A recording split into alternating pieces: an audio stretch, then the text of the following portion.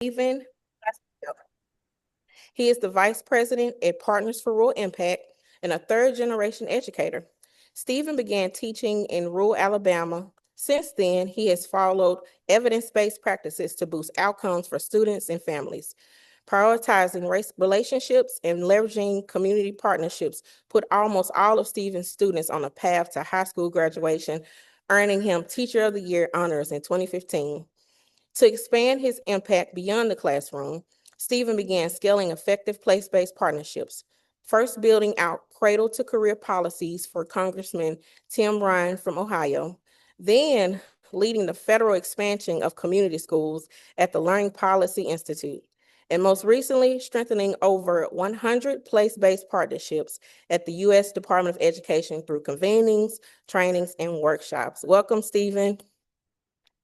Awesome. Thanks for having me, Candace. Great to be here. Thank you, thank you. So we'll get started with our first question.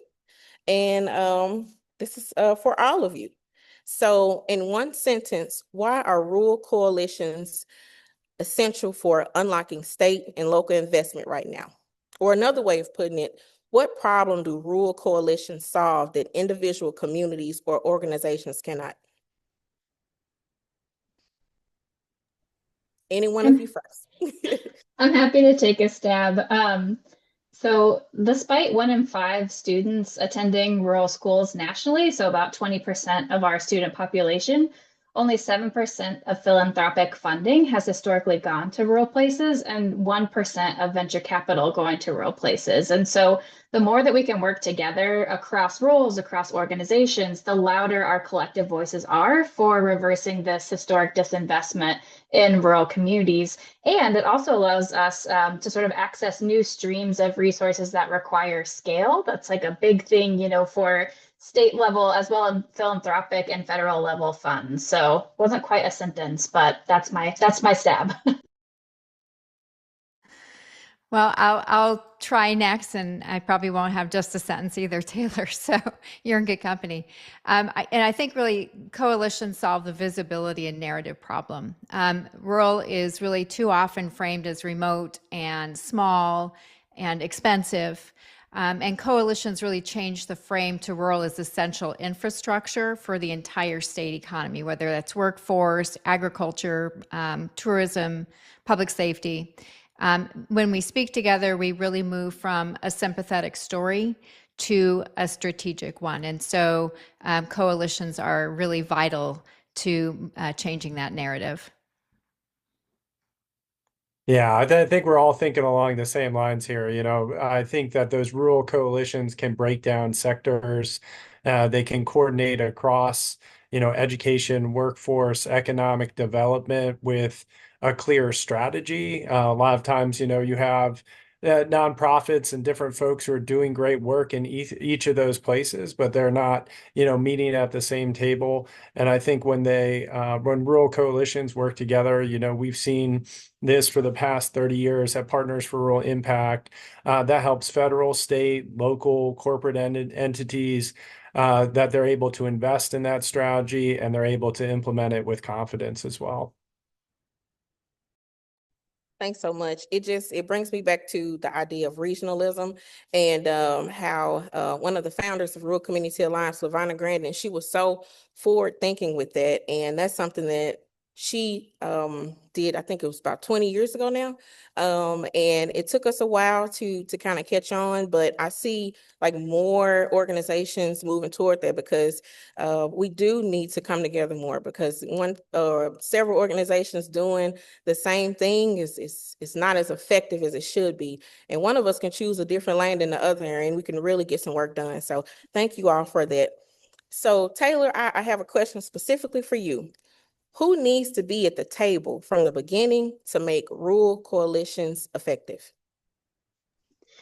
Yeah, this is a great question. And my lens is in sort of the rural education sector. So I'm going to speak to that specifically. And I think that it's almost like who doesn't need to be at the table. But if we want to get a little more granular, I think that especially when it comes to education, you want to make sure that the folks who are closest to the work and who are most impacted by the decisions we're making, be that rural teachers, school leaders or students themselves, really need to have a seat at the table from the beginning. We shouldn't be making decisions about them, sort of without their input.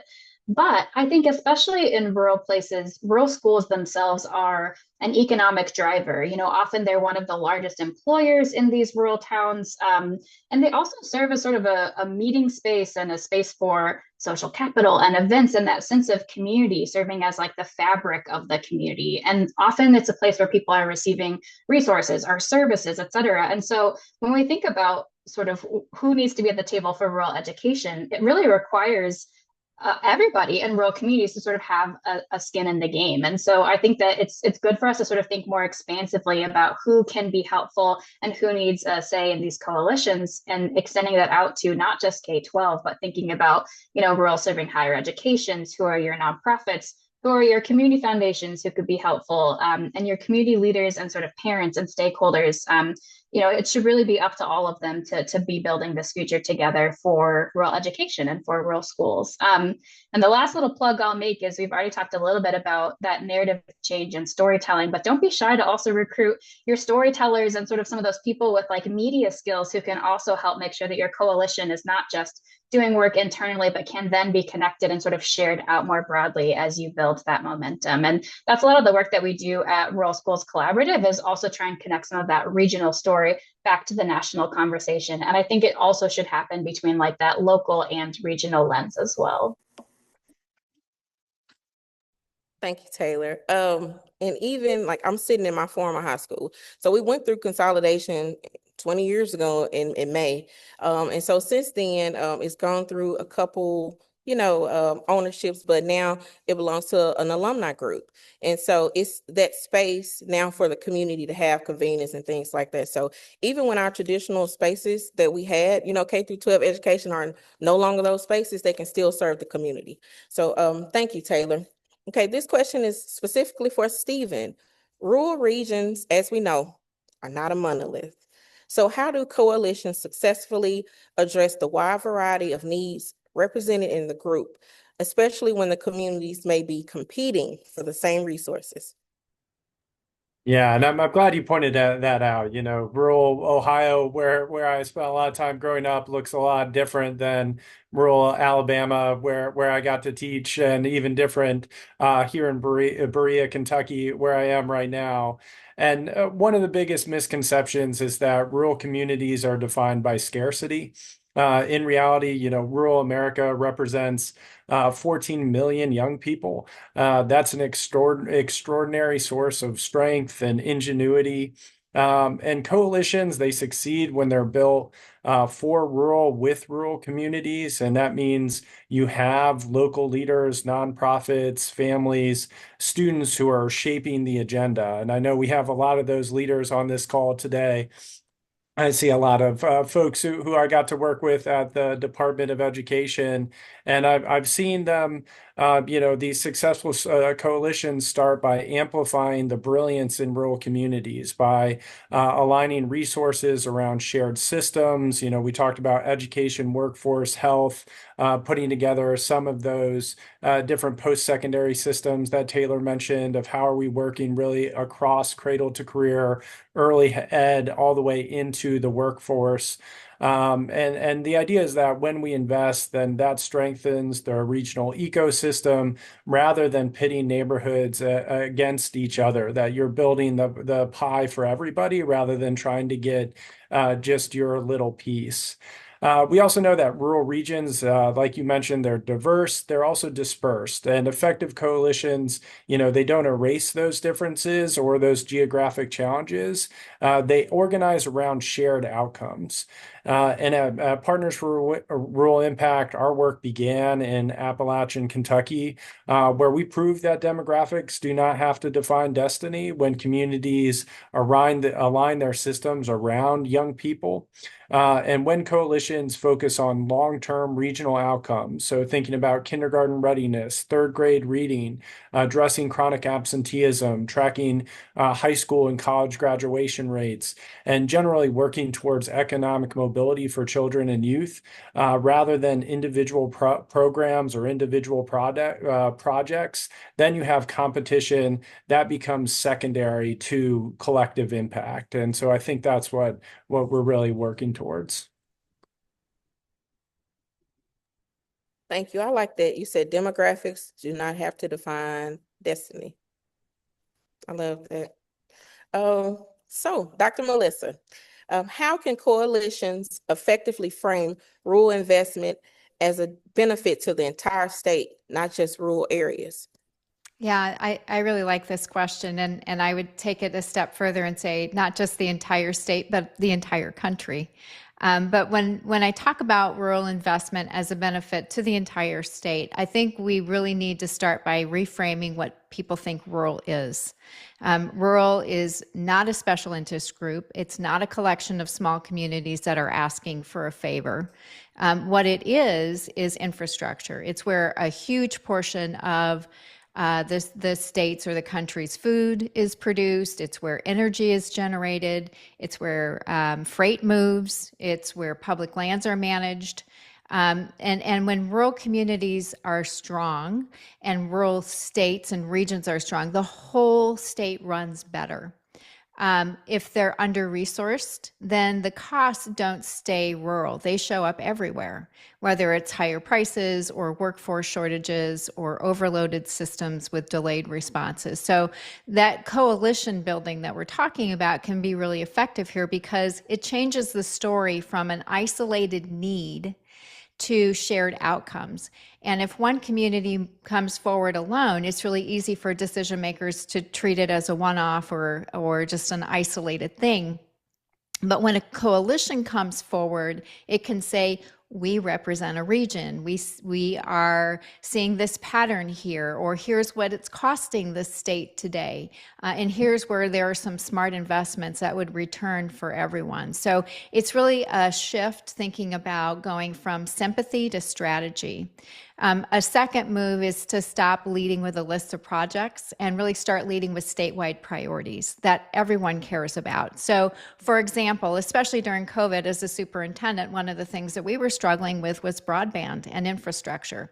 And that's not just about convenience, and it's really not even primarily about rural quality of life, although obviously that matters. It really is about statewide competitiveness. When you think about reliable connectivity, it supports small business growth or agriculture or telehealth, emergency communications, rural work options, which we saw a lot of people moving to rural places during the last 5 years because it was an option. But when rural connectivity is weak, then businesses can't scale and healthcare access becomes more expensive or not available at all. So if a state wants to attract employers and grow innovation and keep people working, then rural infrastructure really has to be part of that economic strategy. I think that there's a third move that coalitions can make, and that is to talk about the return on investment in a way that really travels across sectors. So there really is an economic return on investment, which includes business retention and job growth and an expanding tax base. There's service delivery ROI, which, shared services or regional procurement. And there's risk ROI, which includes fewer crisis costs or faster responses for everyone, and redundancy in systems that keeps the state functioning when something goes wrong. And then finally, I would say, the best coalitions don't ask the state to care about rural because it's rural.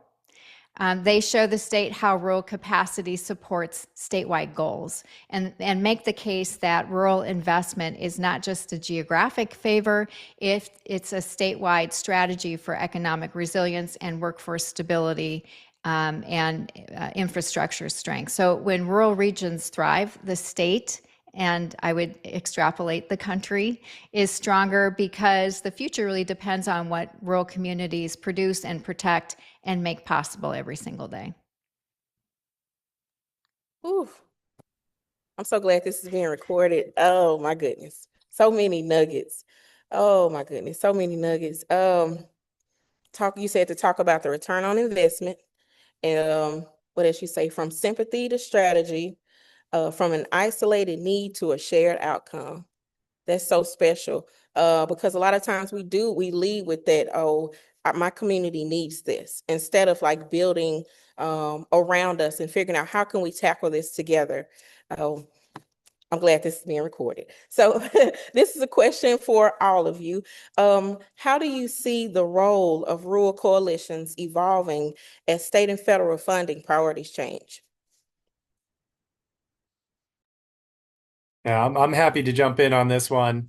At the federal level, and we've all seen this, as state and federal funding priorities change, the role of rural coalitions becomes more critical. And you see funding streams, they're always going to shift. At one time, full service community schools was expanding. People were using COVID relief dollars for place-based partnerships. You've seen expansions around 21st century community learning center funds or charter funds. So with political cycles, with economic conditions, you'll have recessions, you'll have economic booms and different emerging priorities. So whether it's literacy, workforce readiness, those things are always going to be changing. So the question is whether rural communities are organized in a way that allows them to adapt without having to start over each time. Like, are you doing the kind of things that Melissa talked about of working in coalition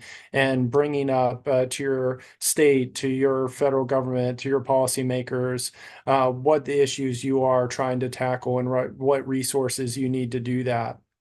And our work at Partners for Rural Impact, it began 30 years ago here in Kentucky, where we saw, firsthand that when you align systems around young people, when you build cradle to career partnerships across schools, across workforce, across, local, state, federal governments, when you work with philanthropy, when you work with folks in your backyard, that can create durable infrastructure that then can braid and adapt funding rather than chasing it. One partner might be able to get a grant one year, and then you have a college, university, another partner who gets one another year, but you're all chasing the same outcomes for kids. You're chasing that theory of action together.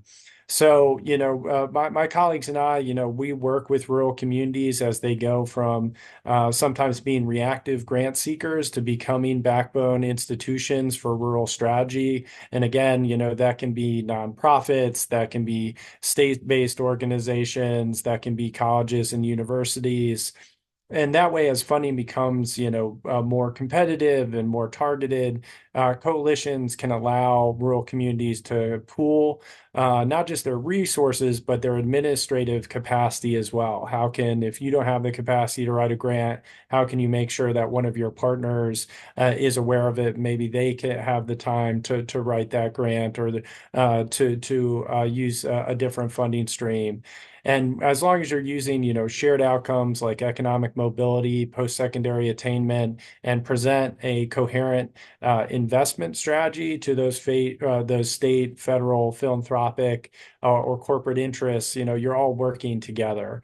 Another thing I'll say is that, rural coalitions, they play a role in shaping policy and not just responding to it. So again, we're talking 14 million young people, a big part of the country, and yet policies are often designed without rural realities, without rural voices at the table. So having strong coalitions that are grounded in local leadership and data, that can influence how funding frameworks are structured so that they work for rural places. That was very comprehensive, Stephen. And I want to say, wow, that's a fabulous answer. But I have a couple of things I'd like to add to that and maybe add on to continue on. I think that coalitions are going to have to lean harder into braided funding and cross-sector alignment because we're in an era where one grant is not going to solve one problem. It's just not going to be that way. So an approach that is going to be more sustainable is stacking and sequencing dollars across agencies and sectors, especially when communities are trying to build sustainable systems rather than short-term programs.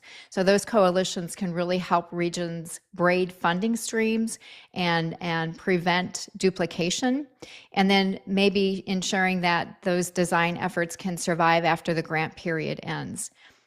To your point, Stephen, I think that coalitions are going to have to get sharper about proof because funding is increasingly tied to evidence and outcomes and measurable impact. And so rural coalitions are really going to need to have a stronger data story, but in a rural appropriate way. So simple metrics or shared dashboards with clear baselines and real narrative evidence that shows that human impact. I'd also name that coalitions can really advocate for evaluation models that reflect rural context and not just big system assumptions. And really, in a way, be a priority setter, not just a project collector.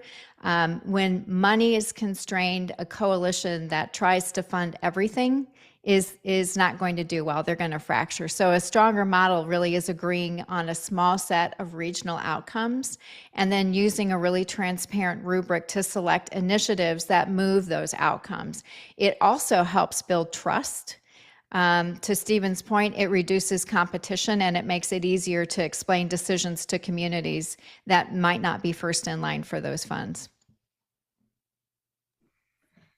Yeah, I agree. And I want to echo what both Stephen and Melissa mentioned about thinking about what are sort of the goals of the coalition and making sure that you have at least some narrowing of sort of like, what is it that we're working towards together?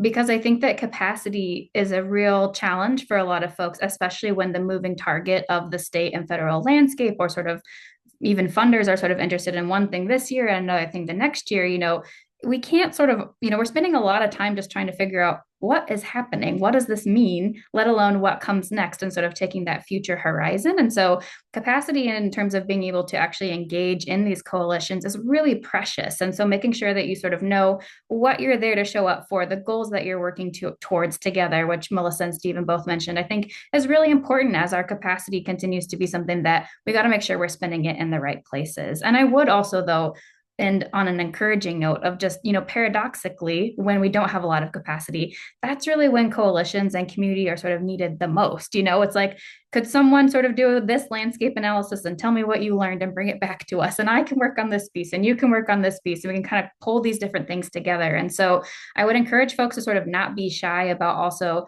showing up in a really honest way in those coalition spaces, asking for what you need, taking a break, and coming back and saying, here's what I can offer. Here's what, do you have something you could share, and trying to lean on each other as we're, trying to deal with the moving targets of some of the state and federal landscapes.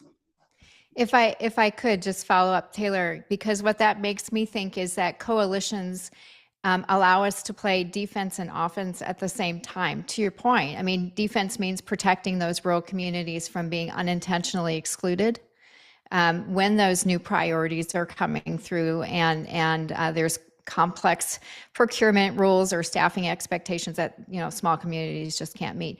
But also being offense play.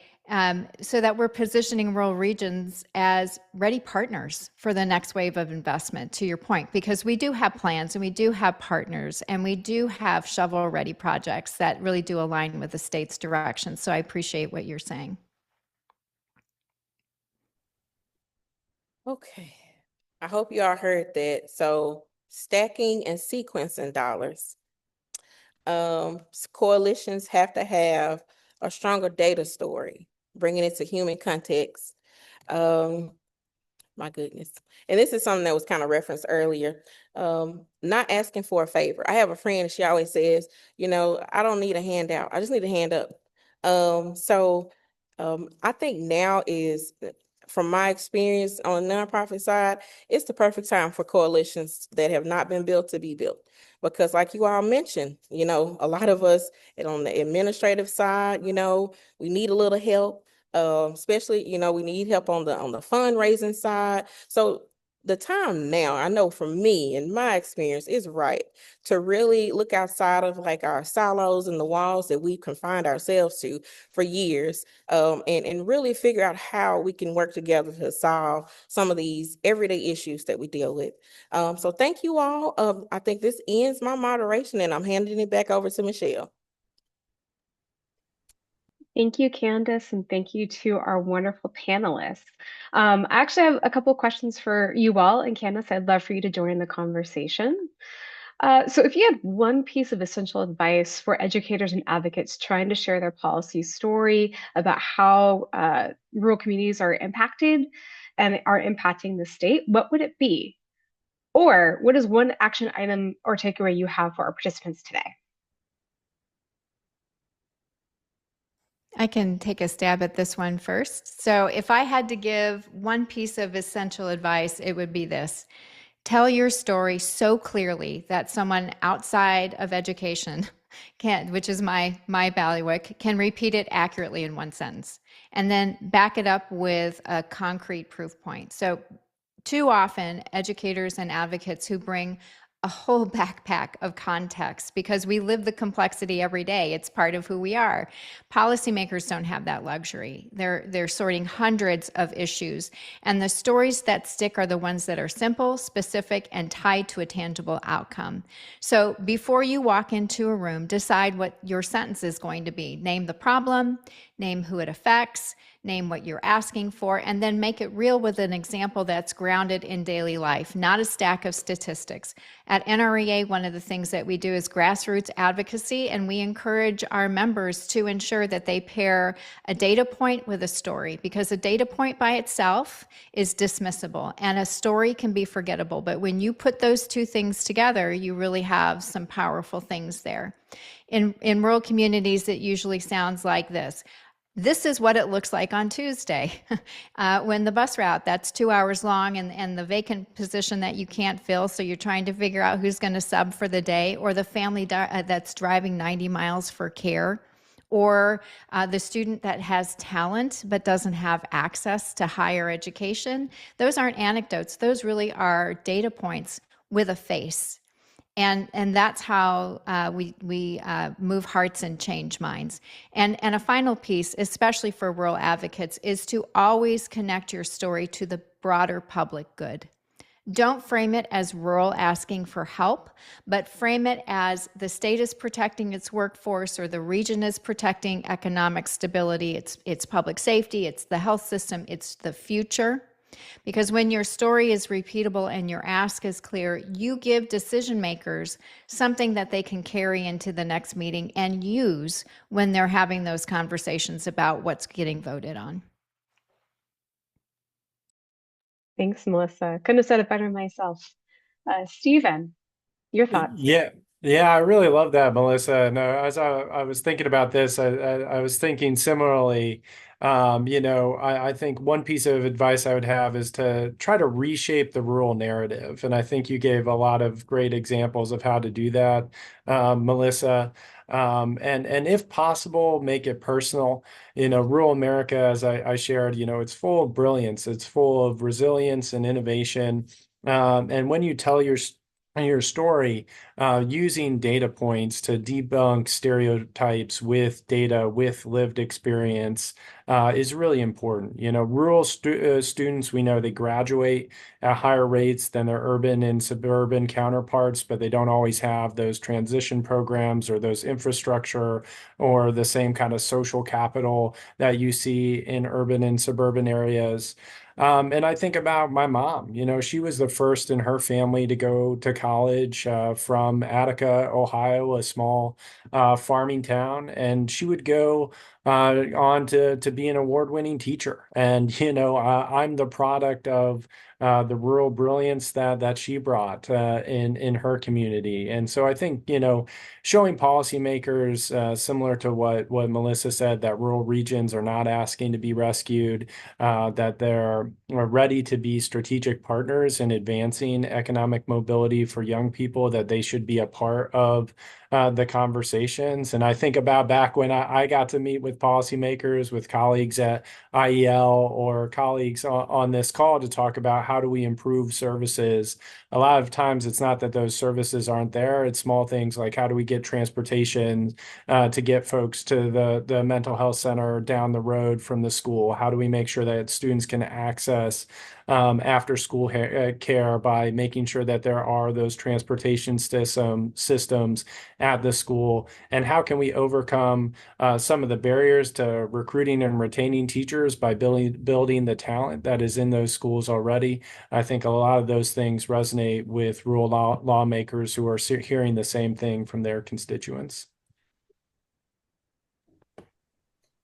Yeah, I absolutely agree with both of those. And I think building on that, we often have some folks who are not used to sharing their story or who aren't comfortable sharing their story. And so often there are really innovative and impressive things happening in rural schools. There are incredible rural teachers, but they may not be used to sort of like, marketing themselves or sharing the story in a more public way. Often they're really humble, sort of like servants of their communities. And they're like, well, who wants to hear from me? And so I think too that it's also like a good reminder to just sort of like use your strengths in what you have to bring. And so if you're like, I'm not ready to share my story, maybe there's like an unsung hero in your school building that you can help them share their story or give them their flowers. And so I think too, if you don't want to be the person sort of in front and center speaking, maybe you're the person who can help take notes at the coalition meeting. Maybe you're the person who brings snacks. That's why I go to in-person meetings. So like, I think just sort of thinking through like, if you're not the policy wonk, that doesn't mean you don't have a role to play in these conversations and in making sure that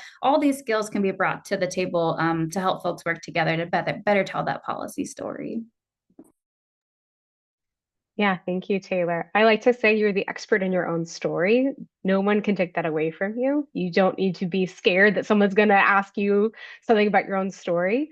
And I love the fact that you highlighted that there's multiple roles in a coalition that people play. Not everyone has to be a subject matter expert or a policy wonk. People play different roles. And as we work in community and work in coalitions to bring everyone's strengths to the table to work together. Candace, what are your thoughts?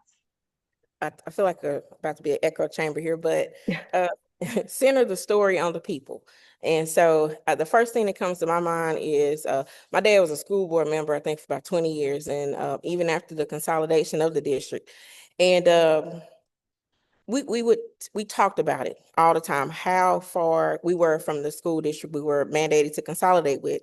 But until some of the administrators, I think some of the people from the State Board of Education came down and rode the bus from the school where the children were dropped off to the furthest point we called down the road, they didn't understand what those miles meant and how far the child that lived the furthest down the road was. So those experiences, everybody can't do that. Everybody can't ride a bus or whatnot, but it's so important to center like the people in the stores, if you all have said, and how they experience these things.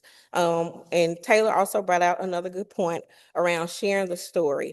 I'm fortunate enough to be able to the guy who publishes the newspaper in our county, he was my history teacher in this school building about 20 years ago. So I write stories about the school district. It's in, just like Taylor said, we have teachers over there doing amazing things, and those stories would not get told if someone didn't tell them. They're not going to do it for one, they don't have the time. So if you have that talent, or if you have the time to tell those stories that those teachers can't tell, so people can really understand the work and everything that's going on in these buildings around making sure our children thrive. So yeah, center the people. And if you can lend a hand in a way that those educators cannot and don't have the time or the capacity to do, that's where you lean in. Thank you, Candace. I think you highlighted one of the most effective tools in advocacy, and that's doing a site visit. And maybe that site is a bus ride, right? But like bringing people to where it's actually happening so they can see it, they can see the people. that these are real people, real lives, and they can see the magic in action. I find that to be one of the most effective strategies and tools in advocacy. So for all of you on this call, now's your chance to ask our wonderful panelists any questions that you might have. So you can drop that question in the chat, or you can come off mute and ask that question. While you're thinking of your question, I'm going to ask our panelists one more. What is one way that you can integrate working in collaboration with each other, working as a coalition within other states? Do you think there's something that you can learn? Like you said, Stephen, different rural communities have different strengths and different challenges. Is there something that you think that is that could be applied in a different context? You can work or partner with another coalition. And that's not just for Stephen, that's for anyone who wants to answer. Yeah, I think a lot of times learning about other systems that schools have, I think there's an information exchange that can happen between rural places on native reservations or rural places in areas that are built around agriculture or built around manufacturing, that they can all learn from one another. And I think it's not just the rural areas, but we don't get rural and urban areas together and not enough to think about what are the shared challenges that they're facing of preparing students for the workforce, of how do you use artificial intelligence both to teach students and teach students how to use it going forward. And so I think it is like getting educators in a room together, getting principals in a room together, and superintendents, some of those role-like roles, to think and have active information exchange there. I think that's something that IEL, that you all have done well in different contexts. And I think you'll see a lot of the same kind of challenges come up again and again of, oh, we are having a hard time filling special education roles, or having a hard time filling English language learner roles. Or if you're a teacher at a school, I was half my science department when I was teaching there. You don't have somebody down the hall who's also teaching biology to help observe and exchange your lesson with. So trying to think through how can we build those systems. And another one I think would be with like dual enrollment and concurrent enrollment. How can we think through systems of partners with institutes of higher education to build those in as virtual classes so that our students in rural communities can have the same access to AP, IB, dual enrollment courses as students across the country? So I think those are lessons that doesn't matter what rural context you're in, you can think through and problem solve those, including with urban communities as well. Great, wonderful. I think that what Stephen talks about, that's the power of that is not just networking. It really is creating a shared learning and a concrete deliverable. And it also lets you compare how different state agencies are structuring funding and requirements, which helps everyone get smarter faster. And when two coalitions start telling similar stories with similar asks, I think it really adds credibility and momentum, especially when you're talking to national funders or federal partners. So, Steve and I agree with everything that you just said. Wonderful. And our chat is blowing up with questions. So let me get started. So this first question comes from Matt. When you form a coalition, do you develop a formal interagency agreement?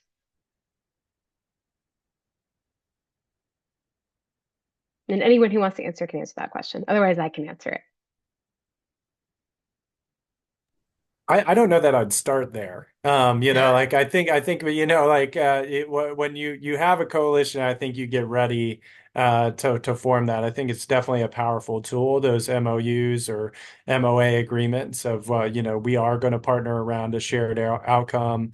We're kind of going to jump off this cliff together in support of students for a certain length of time. I think that allows folks to be able to hold hands. And you see that around, sometimes it's children's cabinets, or sometimes, those coalitions look a little different. But really thinking through what are those shared outcomes, who's going to be at the table, and what is the cadence of meetings that we're going to have to tackle those problems on an ongoing basis. I saw those be really effective strategies with a lot of the rural community schools I worked at the department. And that's a lot of practices we have here at PRI as well. And I appreciate that when I work for a state agency, so they make me always want to do an MOU, and it drives me crazy. You know what I mean? So thank you. Great. And that actually dovetails nicely off of Marcy's question, which is, where do you start if there is not a coalition already in place?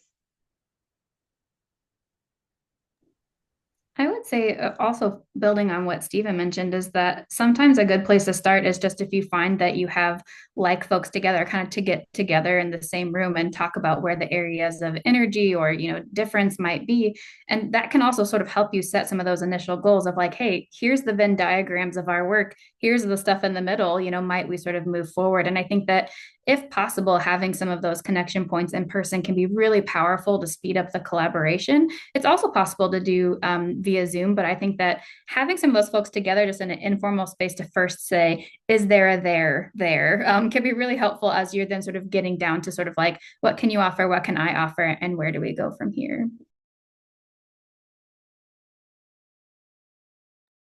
We have another coalition-based question. How do you formally balance organizational and individual person membership to strengthen a coalition?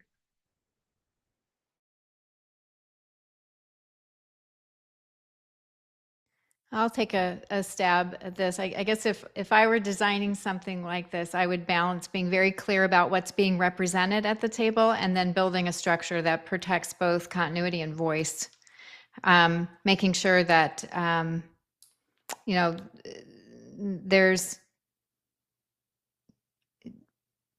there's organizational and participation as an individual. So the organization is a member because it's an entity with authority and continuity and accountability, and the individual is the representative because relationships and trust live in people. And I think that distinction matters because coalitions fall apart when somebody leaves a job and the whole seat disappears with them. So I would set up two membership tracks. One with voting and governance, and the second with individual and community participation, where it's intentionally broader. Yeah, I agree with that, Melissa. I think having those two tiers are really important. I think in rural areas, it's unique because a lot of people are going to know those individuals who are leading the work, that everybody around town is going to know. I think around here in Berea, I feel like a celebrity when I'm with our CEO, Dreama Gentry. Just everybody knows her. She's been working in this space for the last 30 years. And so sometimes I think it's important to bring the person to the table. I think sometimes it's also just important to like contribute your thought partnership, your organizational like logo to an event to help people get there, like understanding what you bring. And at the same time, letting rural communities lead is really important, helping them, shape the convening, shape the policy, and not stepping in and thinking as an individual that that context better than the people who are already there. I think that's a good way to try to balance it. Molly asks, I have been trying to collect student stories and student voices through the teachers and staff that work with them. I have not been successful with my email and in-person requests. Can you suggest additional approaches? Okay. Oh, I know this, last fall now, we launched something called Rural Media Influencers. So each month, these young people that were in various communities that we work with, they were assigned a task or a story that they would do. The first one was introducing their community. The second one was interviewing an elected official. I think the third one was around National Rural Health Month, but each month had a theme. And so before that, we trained them a light training on how they would interview the adults or the elected officials, and how they would draft or write these stories. And we got some really good stories. And so that's one of the things I feel like could be done, is maybe peer-to-peer. So the youth that I work with, they're very open with discussing, amongst themselves, but also they talk to me. So I think that'll be the basis of it. It's like making sure that relationship is built. Just going in cold, or I'm not saying you do that, but if a person goes in cold, just asking for that, you might not get the best response. So to mitigate that, maybe having that peer-to-peer, maybe allowing them to do that peer-to-peer interviewing and figuring out, what is going on, like what topics or that they're interested in or what they would like to talk about, and then build from there. With the teachers, with maybe having that limited time, maybe you can just start with 3, short prompts saying, asking them, hey, can you ask one student these 3 things? I love Google Form, maybe make it a Google Form, put a good deadline on it and say, hey, this is something I really want to promote or to tell the stories from the students in your classroom. Just make it something that they feel like would not take as much time to do. But yeah, that's what I would say. Like with the teacher on that side, make it into like a 3 prompt type of deal, short, something that's easily digestible, that they don't feel like it will take them a lot of time to do. But with the youth, making it peer-to-peer. I'll also just Oh, add too that I think it's also really important to then make sure that they get the final say of, did we get your story right? And so as time allows, if you can also tell them up front, like, this is what I heard, this is how it's being framed, does this look right to you, sort of before it comes like a public artifact, is also just really useful in making sure that folks have sort of agency over their own stories and understand, where you're coming from, is to really honor their perspective. And so, but +1 to everything Candace said, I think that teachers and school staff are often so overburdened. And so sometimes the response rate might also just be like they've got a lot going on. So as much as we can try and make it a light lift for those adults and students in the building, the better. So +1 to all that, Candace. thank you. Olga asks, our work at Innovative Public Schools has focused largely on urban school systems. In rural communities where relationships, geography, and power dynamics look different, what are the first right steps to building authentic coalitions without imposing an urban model? It's a great question.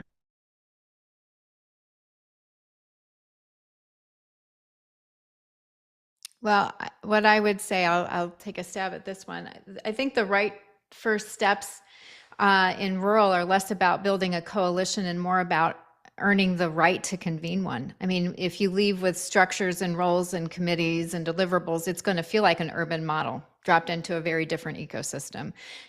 Rural coalitions are built on trust and proximity, and the coalition really has to fit the place, not the other way around. So I'd start by listening in a way that's visible and local, and that means showing up in community spaces that aren't just education meetings, and spend time with the people who hold informal influences, whether it's the county folks who get things done, or the library director that knows every family, or the CTE teacher that can name the local employers. In rural communities, that trust often travels through relationships more than through titles. So you really do need to know who you're speaking with. And then the other thing that I always encourage rural leaders to do when I'm working with them is to do asset mapping. Map assets before the needs. Urban models usually start with gaps and urgent problems, and rural communities hear that as deficit framing, even when it's unintended. So begin by naming what's already strong, whether it's relationship networks or shared identity or community pride, and then talk about the constraints in a way that, again, is asset-based, not deficit-based. And that single move, I think, changes the tone of everything that follows. Yeah, and if I can give an example of that, because I think, Olga, it sounds like you're coming from a public school system. As somebody who was coming from the federal government side and meeting with rural folks, a lot of times we needed to build some trust. Like, I think if you're coming from that side of like you hold some of the accountability cards, coming with a mindset of curiosity, I think helped me build partnerships from that level of, I'm not coming here to like say what's wrong with your application. I'm curious of like what programs you're doing, what those look like, and how we can, better collaborate as partners with them. So I think coming just with those questions around the asset-based piece that Melissa mentioned and being curious of what that looks like, showing up is going to help quite a bit. I No, think we thank you have so much. I appreciate that. Yeah. I think we have time for one more question. So Sarah asks, what recommendations or rule-friendly practical approaches can you share about data governance for coalition partners?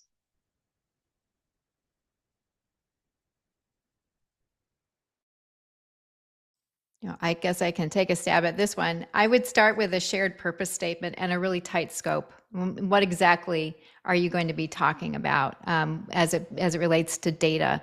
Agree on what it is you're trying to learn or improve together, and what you're not doing. So keeping that scope really laser focused, because the fastest way to break trust in a coalition is vague language, like we're going to share data to support the coalition. And I would encourage you to use language like we will share a limited set of agreed upon indicators to track progress toward these outcomes. And I think just having that basic understanding of how you're going to work together is a really rural friendly approach. I'll also note that being really clear about how the data will and won't be used can be really important. In some rural contexts, there has sometimes been a history of folks sort of like coming in and like getting a bunch of data or research and kind of then going out, and the end result maybe not feeling as reflective of what the community had intended or hoped for. And so that can be also just really important to sort of defining what type of data, to Melissa's point, and also saying, and here's how we think it will be used and shared out, and here's what that will look like. Yeah, one thing I'll add to that is like being invested in sharing the successes of the partnership. Like if you're sharing that data, a lot of times it becomes sort of like a compliance exercise, or we got to share this data at this time every year. But I think taking the time to reflect on that data, to find the successes, and really think about it as continuous improvement, continuous learning between the organizations that are sharing those data. That's really important. This is something to be success. But those conversations can get a little bit too compliance oriented. So keeping those more on the continuous improvement frame is important. As like a nonprofit that has worked with on the most side, like health researchers around the community-based participatory research space, that's one of the things that we make sure that we communicate with those researchers, because sometimes their language can be so up here that, even when they're presenting it to the community, it's not anything they can understand. So that's one of our things. Like, we just really want to make sure that, okay, yes, you participated in this, or yes, this data has been retrieved. Yes, you help collect it, but this is what it means. Like, being able to make it relatable and making it real. Well, I know we didn't get to all the questions, but thank you so much for those of you who dropped them in the chat. Thank you to our moderator and our panelists for all their hard work today, preparing and for answering all these really great questions that were posed to them. A couple of housekeeping that we want to make sure that you have the opportunity to let us know how we did today. So I'm going to drop in the chat our evaluation link real quick. There we go. So if you want to let us know how we can improve this for our next webinar, please let us know. I also want to share with you as well that if you want to learn how to advocate for your rural community, share your story, to figure out what that very clear ask is, we encourage you to check out our Everyone an Advocate online modules. I'm going to drop that link in the chat as well. This is a self-paced 8-module series that will teach you how to advocate for whatever education issue you care most deeply about. And I also want to let you know that this session was recorded and it will be posted on our YouTube channel. If you want to rewatch this to get all those wonderful insights again, or any of our other content that we put online, all of our webinars are all posted online. So please check that out. Consider subscribing to our channel. And then finally, don't forget to join us in May. May 27th to the 29th in Long Beach, California. We have our annual conference. It's always such a blast to be there with everyone. So we encourage you to join us to be there. Registration is still open. And so we hope that you will see us in person in May. With that, thank you again for joining us all today. And I hope that you all enjoyed our time. Thanks, everyone. Thank you.